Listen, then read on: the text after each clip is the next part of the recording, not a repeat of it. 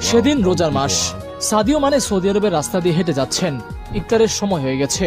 হুট করে শুনলেন তাকে কেউ ডেকে বলছে, আসো আমাদের সাথে ইফতার করো। মানে খুব অবাক হলেন। জিজ্ঞেস করলেন, তোমরা কি আমাকে চেনো? তারা বলল, চিনে কি হবে, ইফতারের সময় হয়েছে, তুমি একজন রোজাদার, আমরাও রোজাদার, আসো বসো আমাদের সাথে।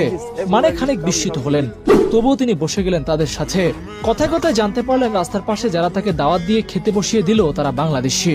সেই ঘটনা আজও মানের মনে আছে।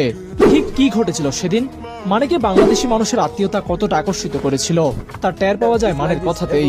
সৌদি আরবে কাজ করা শ্রমিক প্রবাসীরা যে ঘটনা ঘটিয়েছেন মানের সাথে, তা সারা বিশ্বে বাংলাদেশের ভাবমূর্তিকে আরো উজ্জ্বল করেছে।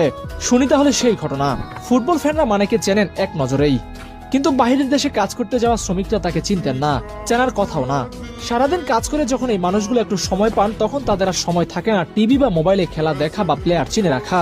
তাদের দৌড় বড়জোর Brazil, Argentina, Messi, Ronaldo, Neymar পর্যন্তই।